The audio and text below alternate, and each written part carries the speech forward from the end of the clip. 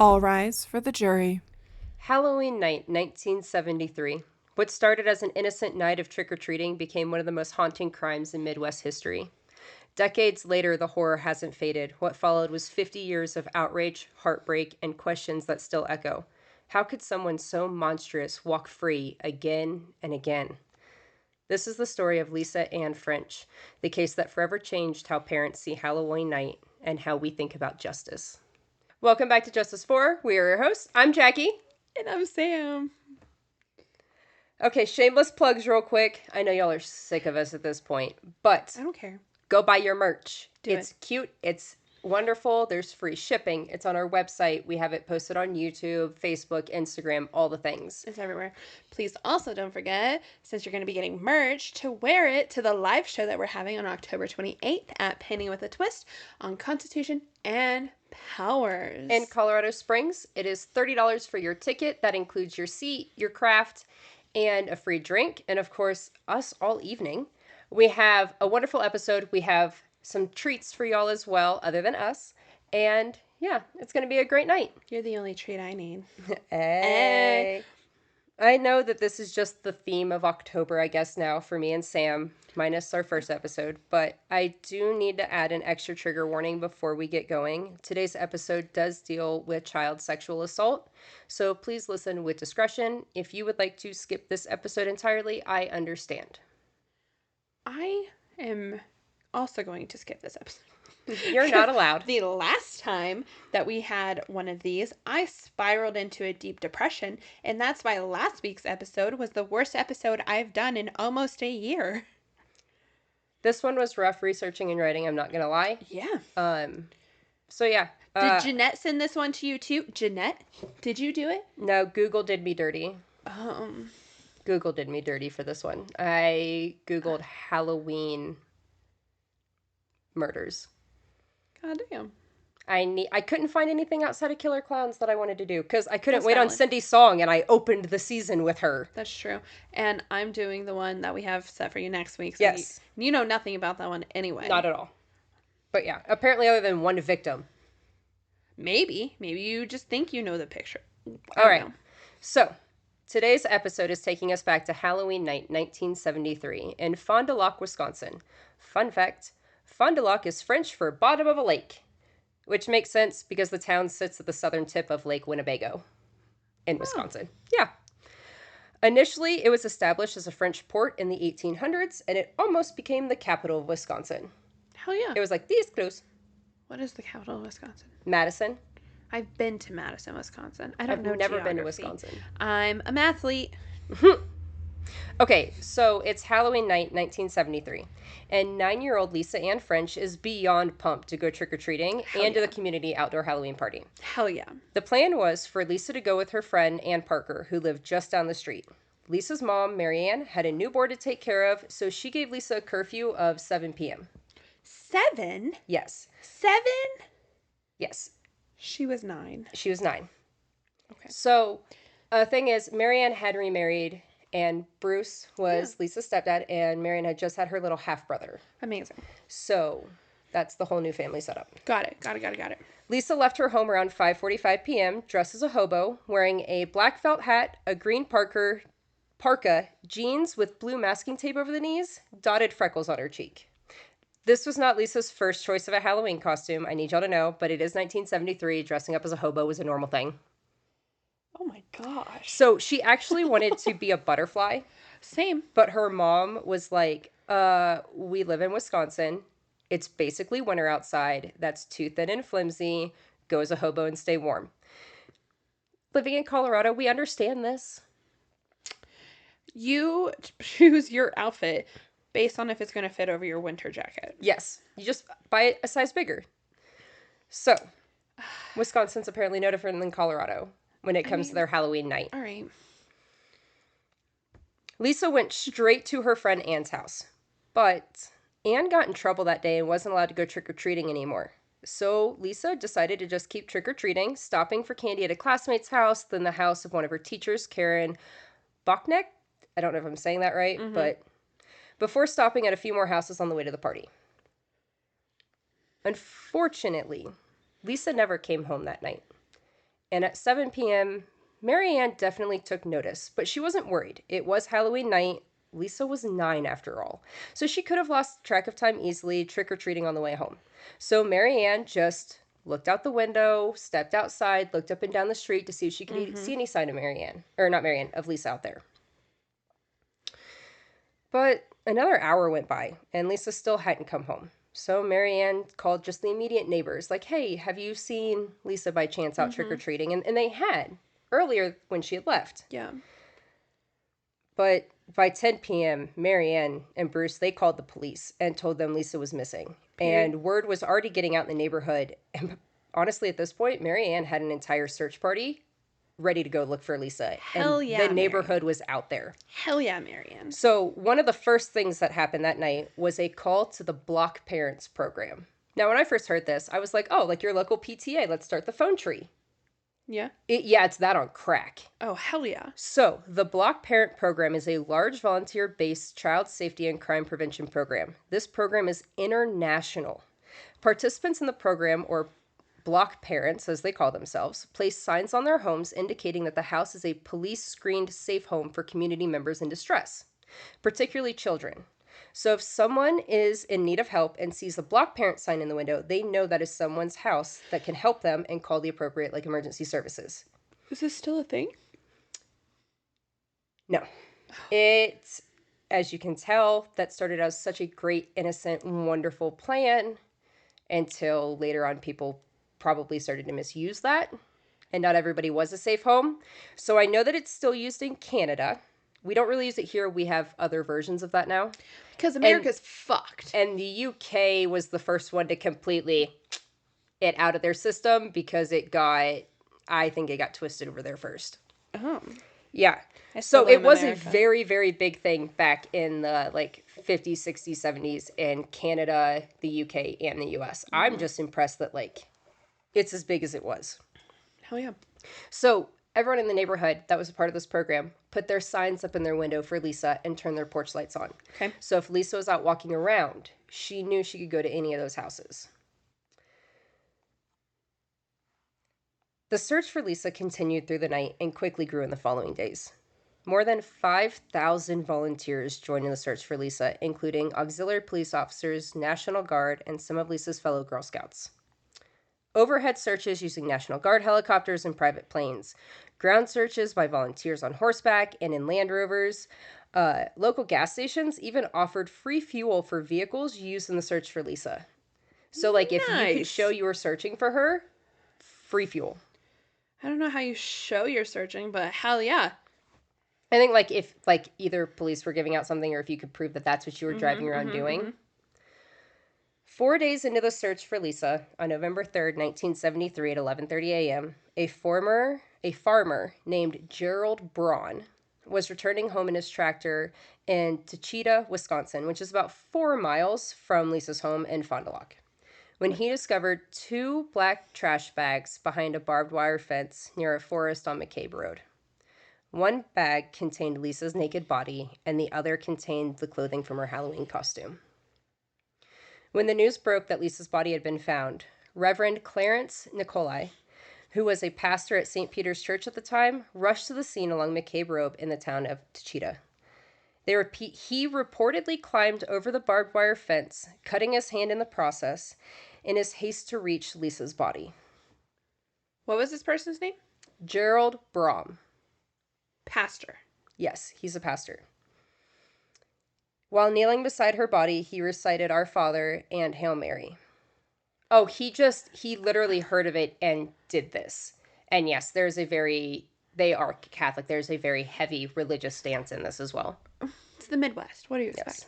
But, I don't know, it just felt weird to me. Yeah, oh no, when I was reading it felt super weird, and weird. I had to add it in there because he wasn't called to the crime scene. He heard of it and went. And I think that he just wanted to make sure that she was being watched over and protected. I think it was his way of helping. That's valid. I totally understand that. But the cutting of the hand and everything instantly took me back to he threw himself on her body. Oh no, he didn't actually touch her.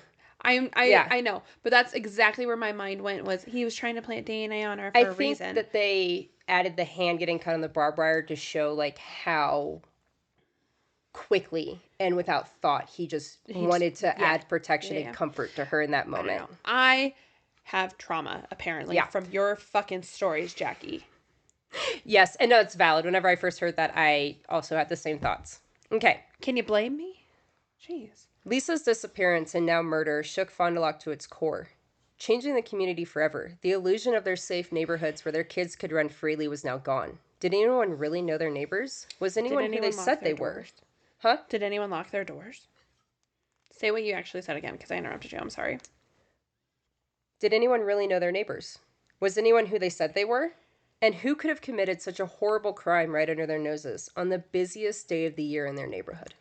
I literally only know my neighbors, one, because of you, and two, because some of them are Steelers fans and we bonded. That's the only reason I know two of my neighbors in the 12 places in my building.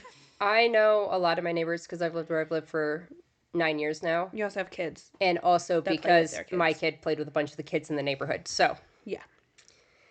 As the community mourned and held their babies a little closer, investigators got to work.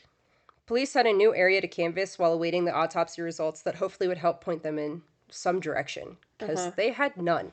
Yeah. Before we go over Lisa's autopsy, I would like to give you the option to skip ahead a few minutes. Because of what her autopsy reveals, I am going to stick to direct terminology and statements from the pathologist, Dr. Karvalski.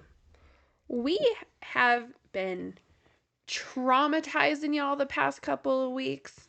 We're sorry. There will be a little timestamp in the comments in the description for you guys to go ahead and jump ahead to. We didn't know it was this, you guys. I didn't know when I grabbed this episode what I was about to say. Even last week's episode, I had no idea. I'm sorry. We're going to make it through this together. If you would like to skip the autopsy, please fast forward to 13 minutes and 27 seconds.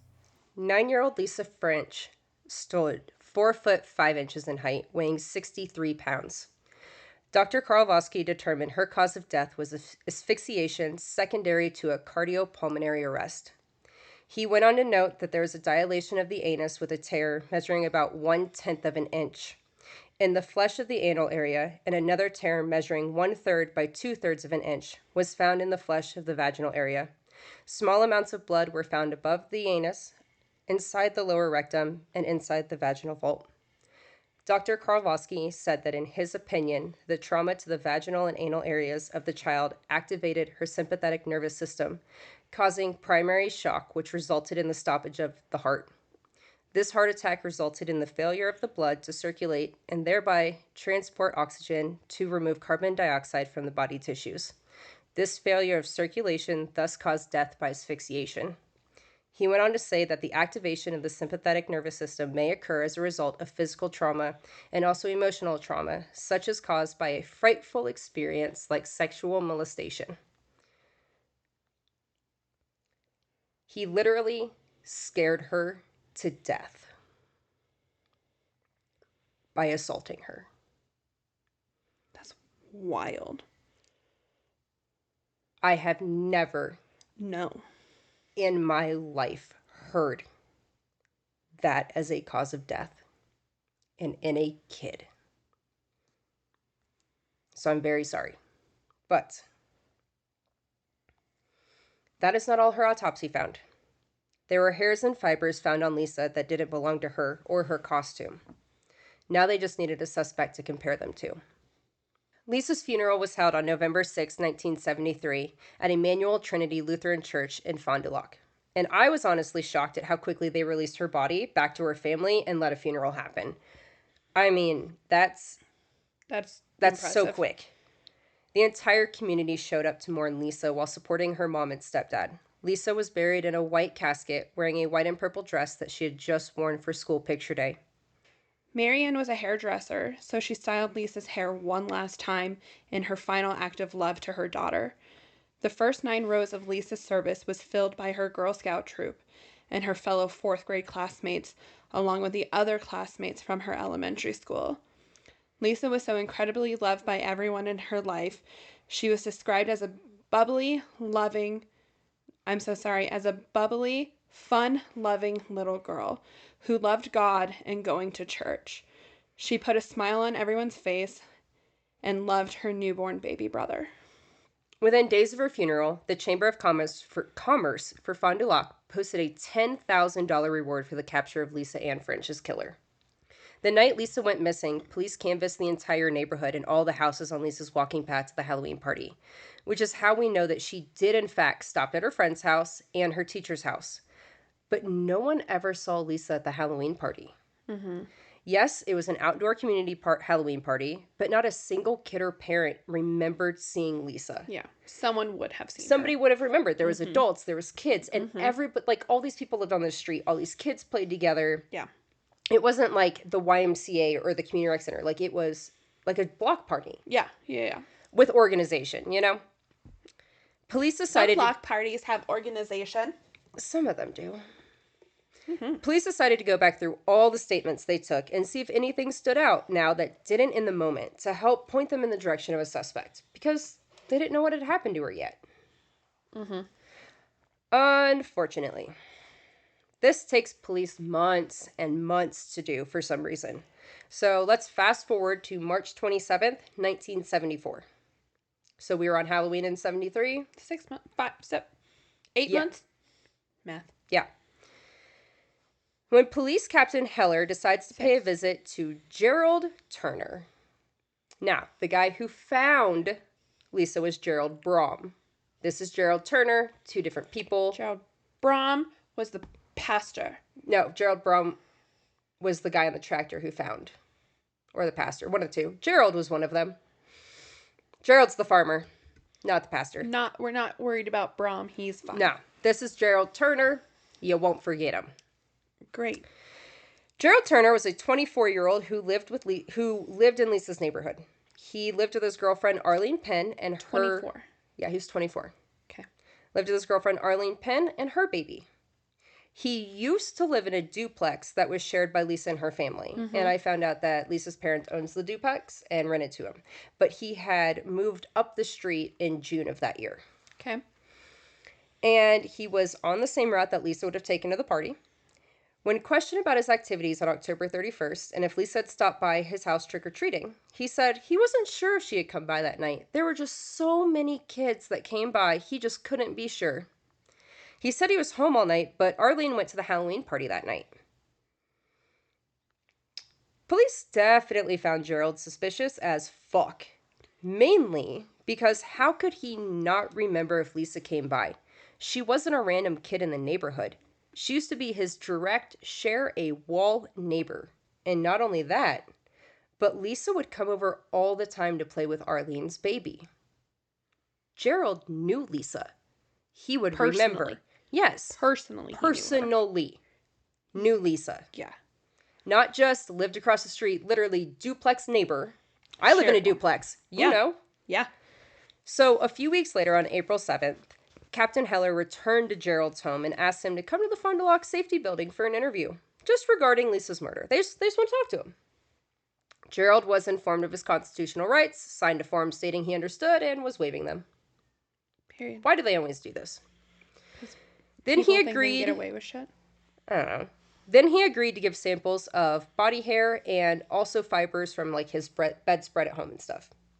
They asked him about discrepancies in his statements from a few weeks ago and asked him about scheduling a polygraph, which he initially agreed to do. Remember, this is the 70s. Yeah. So evidence took time to collect and process. DNA collection and analysis wouldn't come around until the mid-80s, so they had to rely on comparing the hair fibers under a high-powered microscope to determine if they were a match. Yeah. We're not DNA testing hair yet. We are literally comparing follicles. Yeah. In the meantime, police kept the pressure on Gerald, which he thought was really annoying. Like, super annoying. Shut up. This pressure included interviewing Arlene about her observations of Gerald on Halloween night, and she told investigators that she went to the Halloween party alone and returned to the house around 7:15. When she arrived home, Gerald came out of the bedroom in a robe and told her he wasn't feeling well. She then said he kept making trips to the bedroom to lay down because he didn't feel well. Arlene then left again around 8 p.m. to head over to her mom's house. because it is Halloween night. She has a baby. It's her baby, not her and Gerald's baby. So probably taking the baby out and around and stuff. The fibers and hairs from Lisa's body match the same fibers and hairs found at Gerald's house.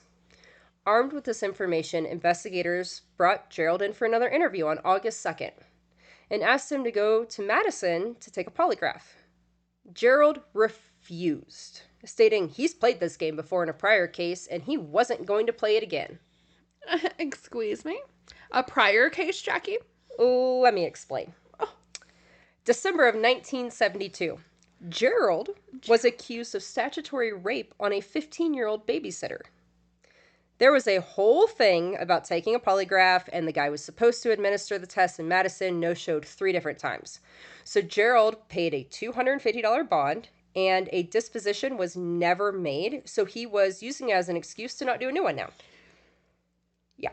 Investigators finally talked him into doing a polygraph on a different day, and not in Madison. Okay. They basically told him that he had to do this polygraph or they were going to charge him in Lisa's murder. Period.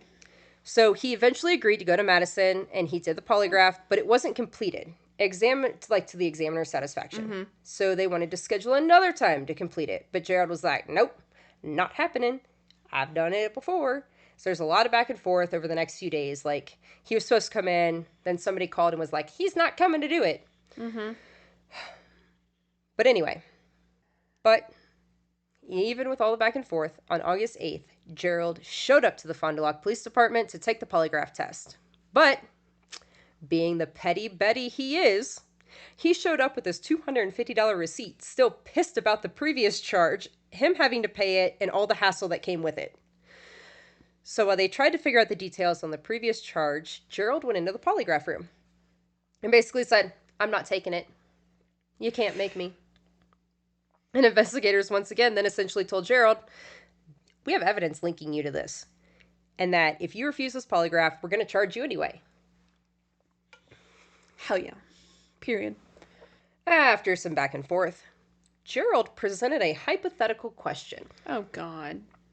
Asking if they had ever considered Lisa French might have died accidentally. This definitely caught the attention of the investigators. So they decided to put the polygraph on the back burner and see where this was going. Yeah. Right? Yeah. Because they know the results of the autopsy. Mm-hmm. They know that's a very valid question. Only if you were there, though. Please continue. Over the next 2 hours, Gerald gave a full 5-page confession, complete with drawing and diagrams of where he left Lisa and her costume. Jackie.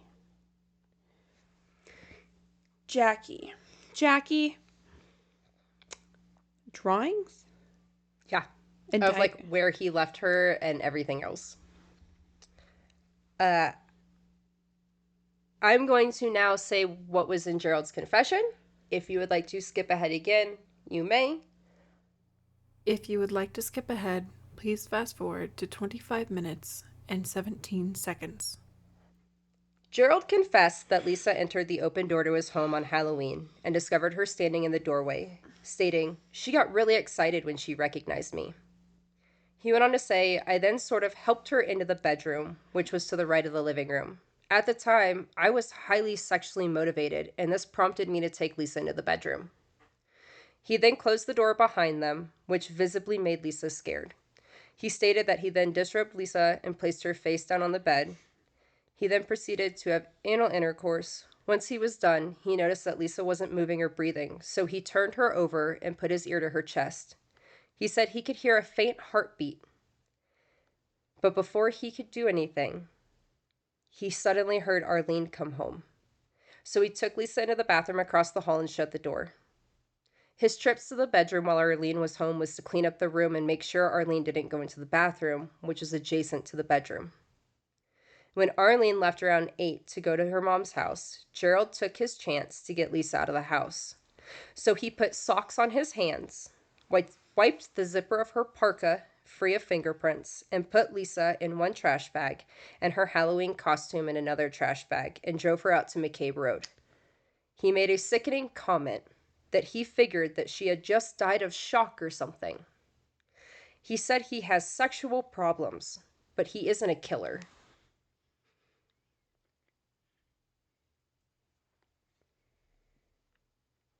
I have many questions and comments. Go ahead. First question. What? I Here, let me ask you something really quick. yeah. What was the point of checking to see if her heart was still beating and starting to revive her, wanting to start to revive her? There's a conflict whether he actually did start reviving her or he was about to when he heard Arlene come in. She knows you. You have just done this. What is your plan? Yeah, What is your was the plan? after? So he heard a faint heartbeat. And just technically she is still alive. He was going to start CPR because she wasn't breathing, but he could hear a faint heartbeat, and he was beginning when he heard Harleen come in, like coming up the driveway. Huh. Yeah.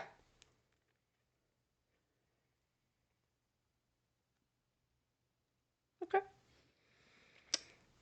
Proceed. On August 9th, Gerald Turner was arrested and charged with first-degree murder and sexual perversion. Perversion. Gerald's attorney tried to get his confession thrown out, but the judge said, nope, he voluntarily came to the station and he confessed on his own. So a trial date was set, and Gerald's official charges are now first-degree murder, sexual perversion, enticing a child for immoral purposes, and indecent behavior with a child. Interesting. Right? Those are very interesting charges. Aren't they? But it is the 70s. Yes. Yes, it is. On January 27th, 1975, trial began. Because it wasn't until August of 74 that he was arrested. So August to January is not bad. Okay, that's not horrible. Sorry, my timeline is all messed up. We've done a lot of stuff in the 70s. We have. The state heavily focused on Gerald's confession and some circumstantial evidence, particularly hairs found on the clothes and body of the victim. They called Arlene to the stand to discuss Gerald's behavior on Halloween night. She held strong on him acting strange while being sick, making multiple trips to the bedroom to lay down was definitely out of the normal for him.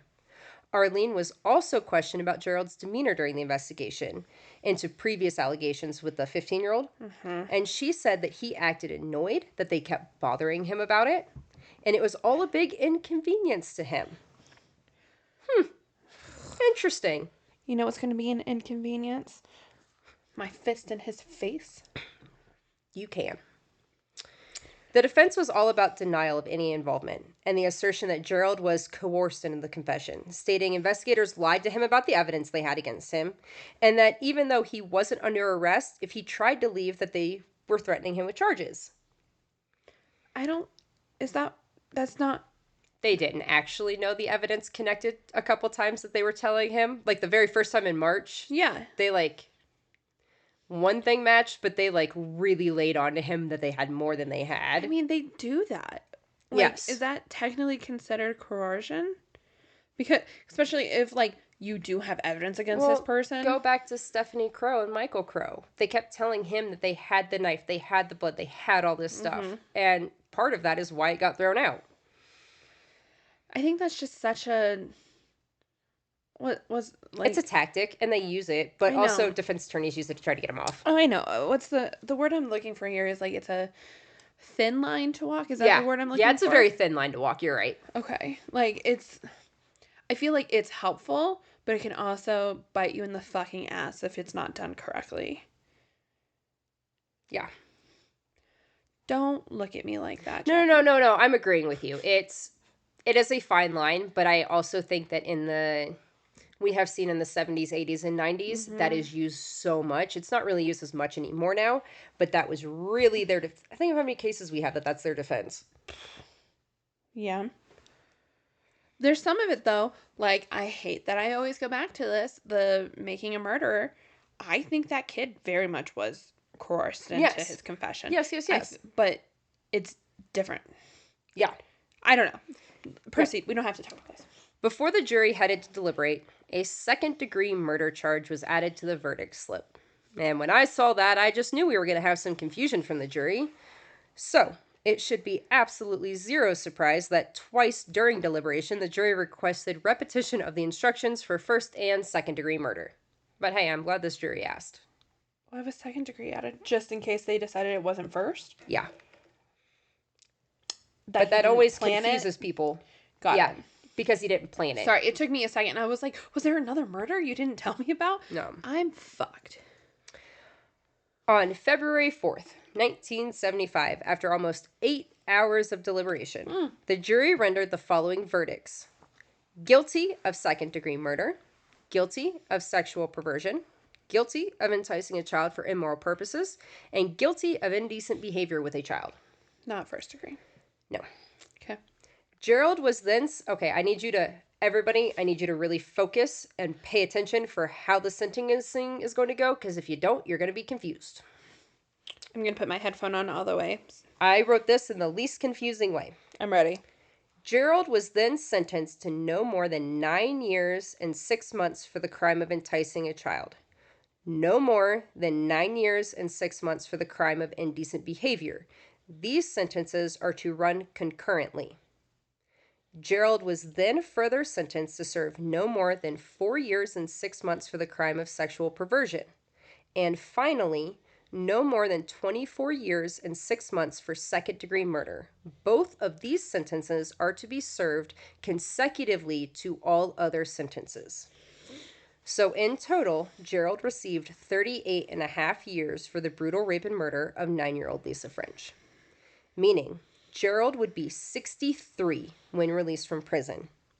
But still, he had the audacity to get mad about it and tried to find every reason for an appeal or to get the entire trial and subsequently the conviction thrown out. Sam, what are your thoughts? Just because you kept saying it, you kept saying no more than, which means he does not have to spend that much time in jail for this crime. I just fucking hit a nail on a head, didn't I? Yeah.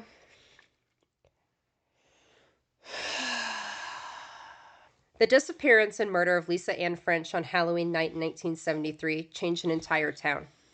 From that Halloween onwards, kids were not allowed to be unsupervised. Trick-or-treating changed to strictly daylight hours only, and that remains in effect in the town of Fond du Lac to this day. You're lying. Nope. An entire community forever grieving the loss of a child, the loss of innocence, and forever changed by the evil actions of one 24-year-old man.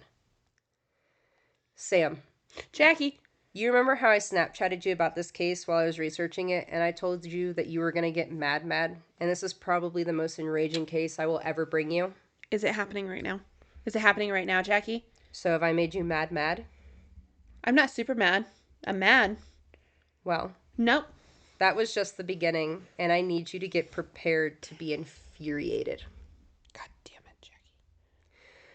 Unfortunately, on October 13th, 1992, after only serving 17 years and 8 months, Gerald was released on parole for good behavior, and people were pissed.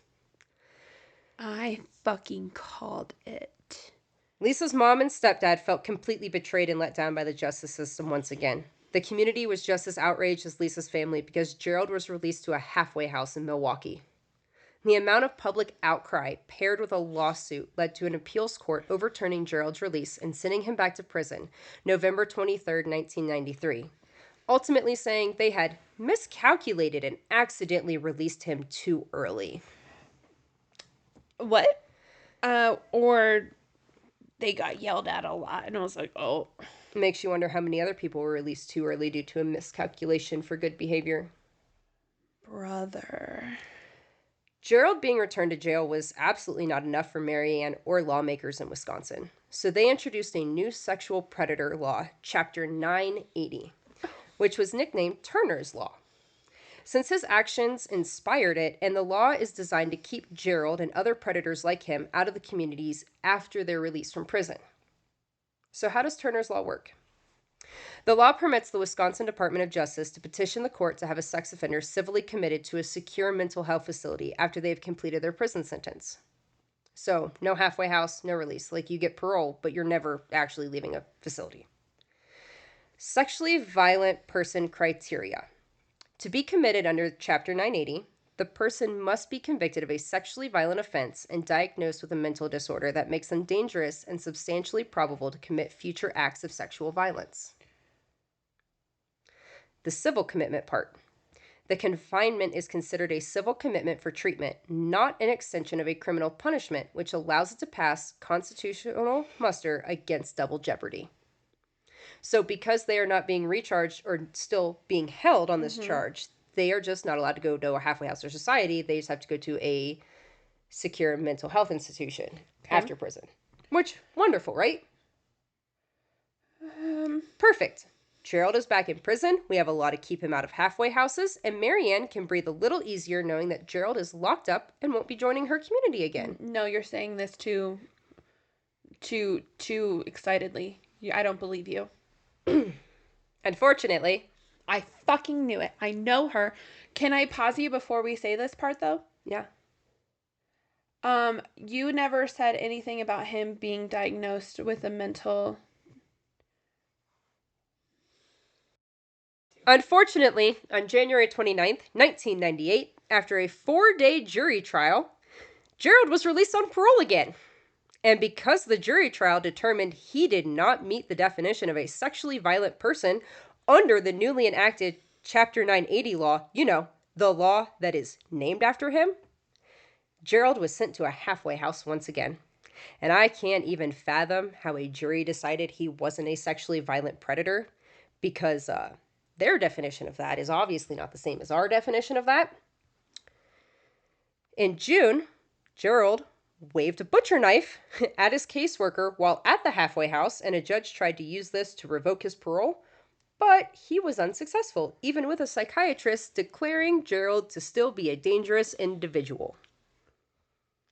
So, Gerald is in a halfway house in Milwaukee and trying to live his best life, but for some unknown reason, people weren't particularly comfortable working with him or being around him in the community, causing Gerald to file a complaint on the Waste Management of Madison for the company refusing... Wait, the trash company? Yep. The company refused to hire him due to his criminal record. Oh, crazy. Ultimately, Gerald and the company reached an undisclosed settlement where they were required to hire Turner due to a former Wisconsin law not allowing companies to consider criminal convictions when hiring former felons unless the crime is substantially related to the applying job. The Waste Management Company argued that he could not be hired since they had 15 tours with children during the previous school year, and that he would have access to dangerous materials and chemicals, which is all super valid, and I believe well within their rights as an employer, but somehow Gerald has this weird loophole luck with the justice system. And also, like, why would you force a company to let you work there? Like, he will be so under a fucking microscope. Like, any little thing he does, they could probably... Oh, I don't know Wisconsin laws for employment. I know Colorado laws for employment. But that's where we were there. So, once again, Gerald has pissed people off to the point of passing legislation. Gerald's pissed me off, dude. On October 28th, 1999, the Wisconsin State Assembly passed a bill that repealed the original law that prohibited job discrimination based on a felon's criminal record, meaning that employers could then rightfully refuse to hire convicted felons on the basis of their criminal record without further complaints. Hell yeah. So promptly changed that law so Gerald can't do this again. Hell yeah. In 2003, okay, Gerald went back to prison for violating his parole. And I quote, "An abundance of pornographic content was discovered in his possession." End quote. That's all it says. Okay, then I won't ask my question. I mean, the waving of a knife wasn't enough, but the porn was. But he's not a sexually violent predator? Okay. He's not, Jackie. So that was obviously a violation of his parole, and Gerald was sentenced to another 15 and a half years for his parole violation. So he got sentenced to almost this amount of time that he did for a murder and rape of a 9-year-old for violating parole. A win's a win, we'll take it. So I'll take a deep breath together. Don't piss me off, Jackie. After completing his 15-year sentence, Gerald was scheduled to be released from prison without any parole restrictions on February 1st, 2018. Prosecutors and Marianne promptly went, hell nah, and got to work. One thing I didn't mention earlier is that Marianne went on to have 2 more kids. So in total, Lisa has a younger brother and 2 younger sisters. She only ever got to meet her younger brother. All with Bruce, the stepdad. Bruce. Okay. I don't know why I thought his name was Gary. So Marianne and Susan, who is one of Lisa's younger sisters, made an online petition to keep Gerald incarcerated in a mental treatment facility after his release. You know, under the law that was made because of him that we can't use to keep him places. Her petition received over 34,000 signatures. They also made a short video to go with the petition, and that's going to be linked below because it made me cry. It's 6 minutes, but like, I will touch more on what they said at the end. Okay. But like, her poor mom. I can't for her mom. The Wisconsin Department of Justice backed Marianne fully and filed a legal petition on January 26, 2018, just days before Gerald's mandatory prison release. And they made the case that Gerald should be detained under the Wisconsin Chapter 980, aka Turner's Law. And you guys, this 100% worked. And Gerald was scheduled for a hearing on April 6, 2018 to determine if he was a violent sex offender and could be held at a treatment facility permanently. And finally, Gerald was declared to be a sexually violent person under Turner Law, and he was then immediately transferred from prison to a secure mental health treatment center. Finally. 4 decades later. Since 2018, Gerald has remained at the Sand Ridge Mental Health Facility in Wisconsin. He has repeatedly petitioned for his release, arguing that his due process rights are being violated and that he no longer meets criteria for confinement. In his many attempts at appeals and release since his conviction, Gerald wrote a letter to Lisa, and the full letter is not available. It's locked up in court documents and parole hearing documents, and I'm not entirely sure how, he thought this letter would help him in his appeals and parole hearings. I don't know at what point this was written. Sometime after his initial conviction and later on. Gerald wrote, I doubt that I could ever fully realize the terror you experienced at my hands. I can still see you standing in the doorway with that felt hat beaming at having recognized me. Then I see the delight in your eyes turn to fear as I close the door behind you. The rest of my life, I will have to live with what I did to you. On that night, I became a monster. I do swear to you on the forfeiture of my life that I will never harm another child. Really wanted to make sure you guys got the I statements in there. Because I don't think we could have made that any more about him. Yeah. And if, he's not done. Oh. And if that's not bad enough, at one point during all of this, there's a statement that he suggested that due to him committing the crimes on Halloween, he had received more significance for the crime in his case. And I quote, if it had happened on some other day, like Valentine's Day, nobody would have gave a damn. And sir, it could have been a Tuesday in August, and I give all the fucks. It could have been a Wednesday in February. I care. A Saturday in October, still care. Yeah.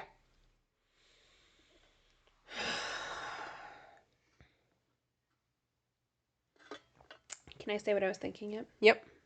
Okay, so the letter he wrote, obviously he was not trying to talk to Lisa himself. He was trying to I hate to say it at this point, relive something. Yeah. Because why are you talking about what she was wearing and how she was beaming when she saw you? Why is that important to this? If It's you're gross. Yes, it is. I It's gross. No. Yes, it's gross, don't get me wrong, but I'm saying like that wasn't him trying to be remorseful. No. That was him reliving Yeah. and putting it on paper probably for him to. Because there's nothing about what her family went through or anybody. It's all about him and how No, like he feels. he talks about how he mentioned how the light in your eyes went away and turned into fear, whatever the fuck he said. Like the fact that he thinks about that and put it on paper, he fucking lived for that. And that's why, like, this, I don't think this happened, like, right after it's somewhere in his appeals and parole, like, hearings and stuff like that, you know? So, like, it's him sitting and thinking on this. Yeah. And those are the pieces he pulls out. Mm-hmm. I just don't like it. I don't know, just the fact that he remembers what she was wearing and has to comment on it. Like, that's... But he couldn't remember if Lisa came trick-or-treating at his door. Yeah. People are fucking sick. This is a sick world we live in. Sick people. Yeah. Every motion filed by Gerald and his defense attorneys have been denied by Fond du Lac County judges. Hell yeah. The state of Wisconsin continues to fight to keep Gerald confined to mental health institution. Gerald is now 75 years old.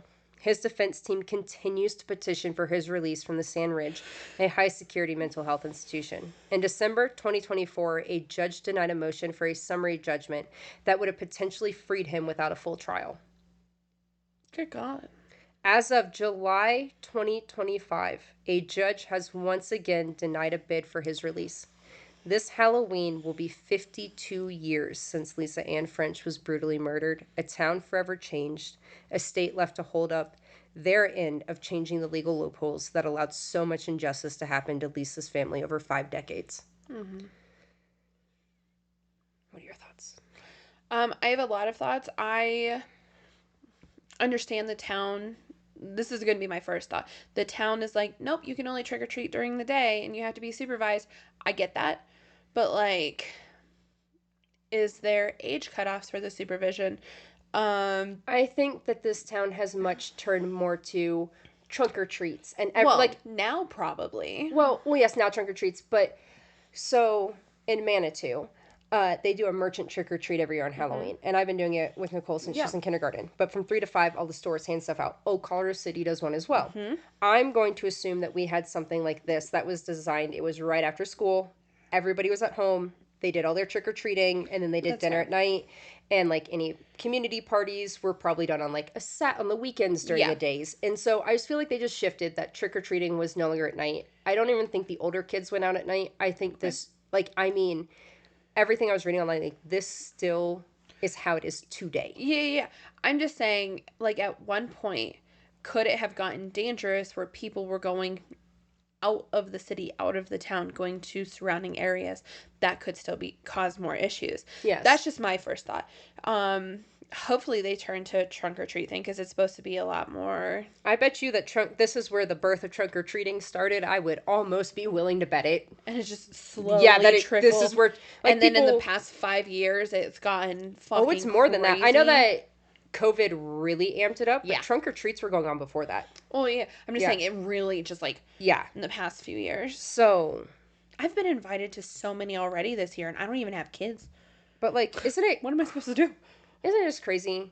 50 years. That's and wild. And the constant fight from her mom and her family to keep him locked up to do this. I mean, they created an entire law for him, and he still couldn't be held by it. That's wild. Like... And I think it's because they had the mental diagnosis in there. Yeah. And I think that is... He was not diagnosed. They never mentally diagnosed him with anything. No. So I don't even know why that was a part of the law in the first place. I feel like that should have been an amendment to the law. Yes. And not an add-on, but not a necessity. I do feel like that's where that law maybe... Mm-hmm. Yeah. I don't know, man.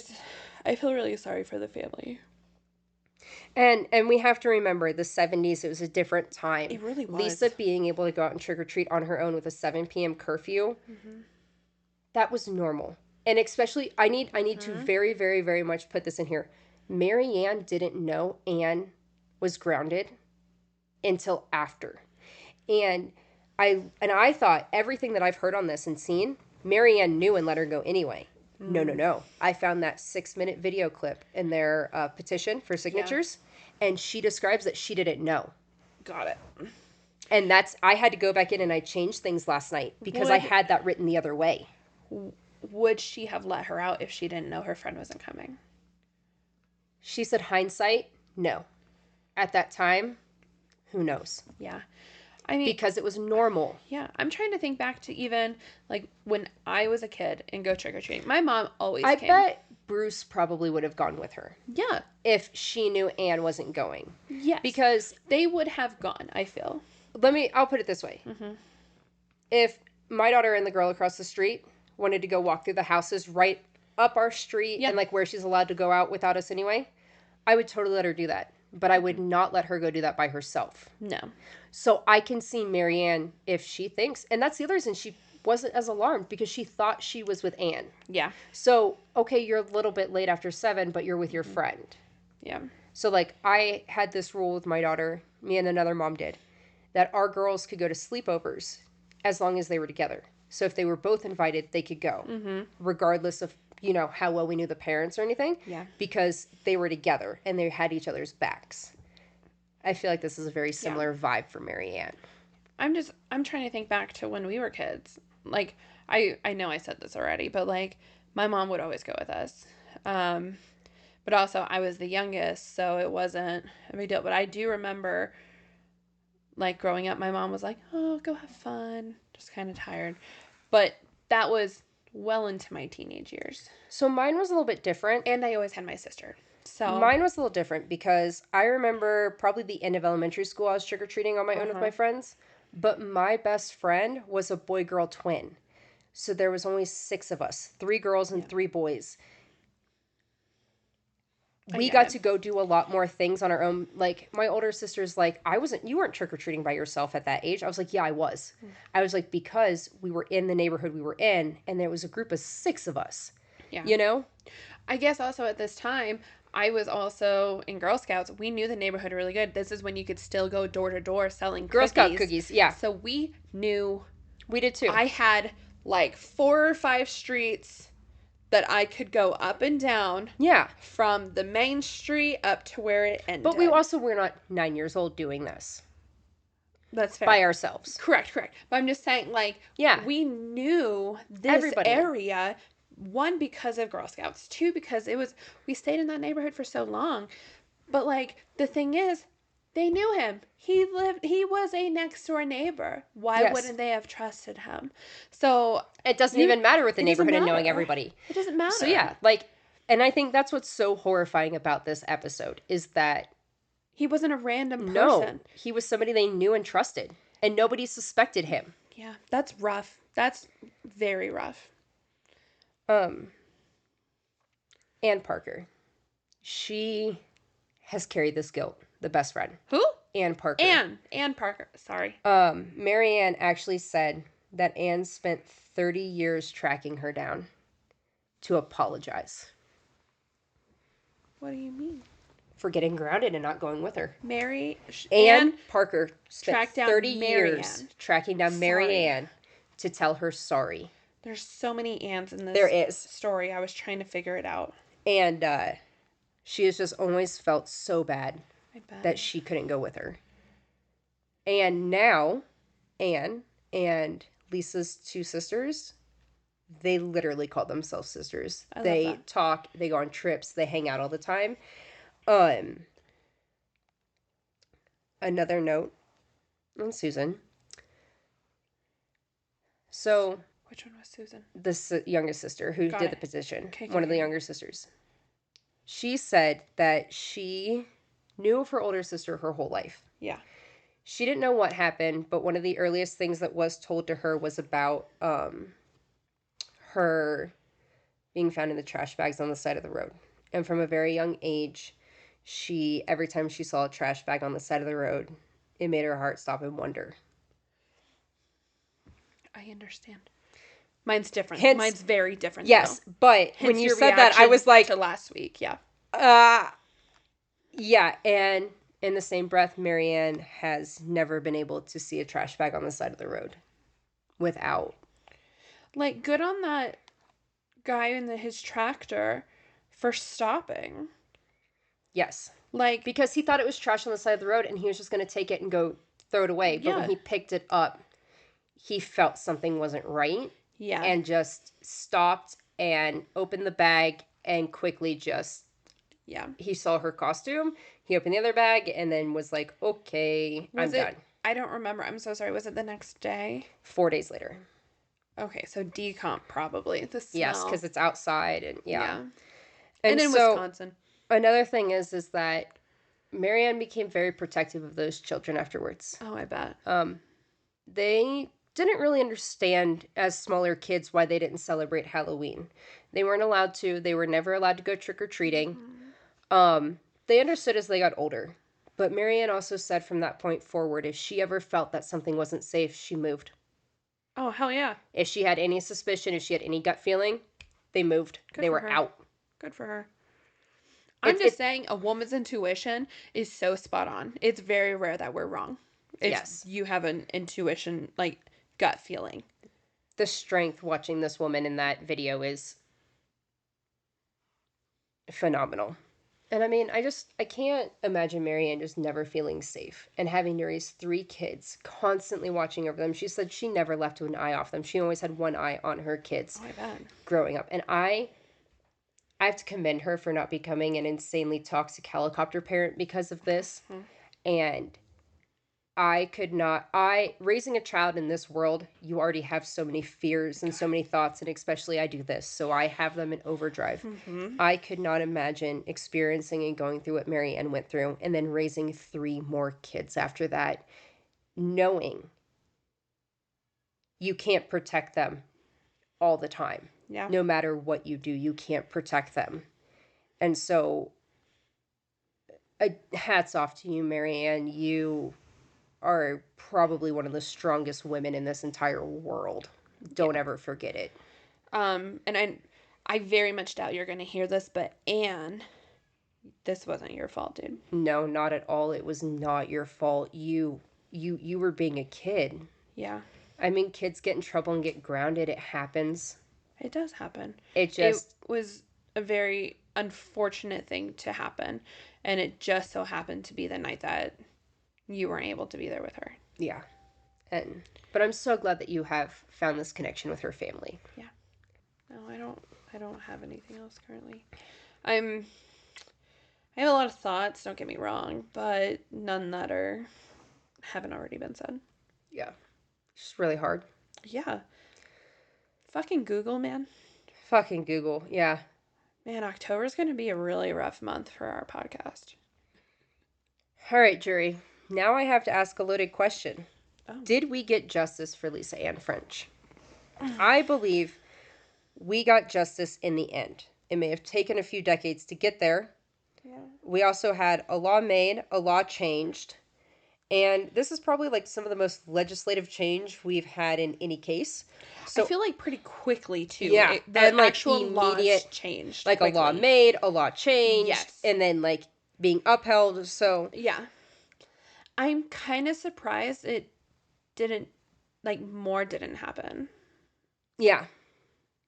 I mean, they obviously had to take a harder look at everything and stay on top of it. I'm really impressed with Wisconsin's legislation staying on top of it so much that Marianne having to push for it. Like, she was doing her stuff and they were like, bet, let's piggyback on this. Let's support you. Let's go for it. Yeah. And the town changing everything. Oh, the town changing everything. And I mean, it obviously rocked the community to its core. We are 50-something years later and they still go off of this. It's like Footloose. Yep. Can't dance in the town because someone died. Yeah. I've never seen Footloose. Oh. I know, I should really watch it. Spoiler alert, I'm sorry. I didn't know that was I just knew they couldn't dance. Yeah. So I say as long as he stays in a facility, We will have justice for Lisa and French. As long as he is locked up in a mental institution or facility until the end, I say we have justice for her. I'm sorry, I have so many thoughts just coming up. I'm genuinely surprised he never got attacked. Right? I'm genuinely surprised just because of his crime. The fact that he Yes. was in jail multiple times, was released multiple times, and no one attacked him is Nobody. crazy. Like, this man's ability to find legal loopholes and have that kind of luck is ridiculous. That's crazy. Huh. Okay. I'm sorry. Go on. Oh, That was my last thought. If you suspect a child is being abused, there is help available. The National Child Abuse Hotline is available 24/7 by phone or text. You can call 800-422-4453 or text BEGIN to 800-422-4453. And I'm really sorry, guys, for today's episode. That's what I have. Huh. Yeah. I don't trust her to Google stuff anymore. I'm not Googling help for cases during months anymore because I didn't think that one was going to be what that was. And then as I started researching it, I said, you know what? This is one of those moments that we talk about where if they had to go through it, we can talk about it. My goodness. I can imagine. So we went to a Jurassic Park bar a few weeks ago and got a little drunky drunk. Am I thinking of something wrong? No, I'm just very curious as to where we're going with this.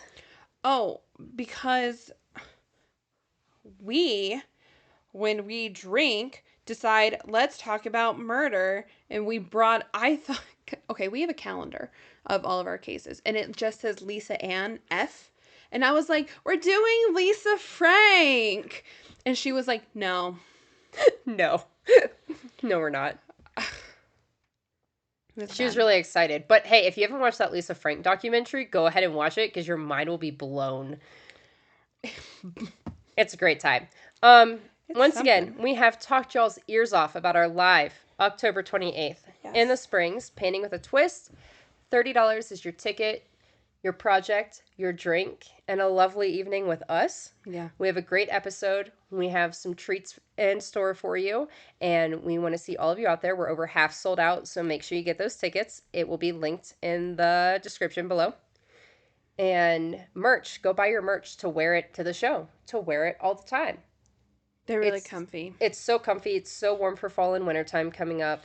And the free shipping. Free shipping, and the prices really aren't bad either. No, not at all. Please follow us on all of our socials. I don't remember if you just said this or not. I'm sorry. I did not. Spacey. Yeah. TikTok, Instagram, Facebook, YouTube, Spotify, iHeartRadio, Amazon, all of it. We're everywhere. Follow, comment, review, subscribe. Yes. Hit all the buttons. Yes. Type all the things. The more that you interact with us, the more we get out there, so we can keep coming back every single week to do this. Yeah. So it helps us out a lot more than you guys actually think. So that would be really cool if you would do that. I don't have anything further. I have nothing further. Try to enjoy your J now, guys. I'm sorry. We're going to go eat lunch now. We're going to go eat lunch. Love you guys. We'll catch you next week for an all-new deep dive. It's going to be a very interesting one. Yeah. I hope you guys are ready, because next week is Halloween. It is. And we're super excited because we have a very spooky Halloween-themed episode for you. It's not that spooky. It's just fucked. It's spooky because of the relation. Sure. Yeah. Yeah. We'll see you guys next week. Have a good one. Please be safe. Love you guys. Okay. Bye.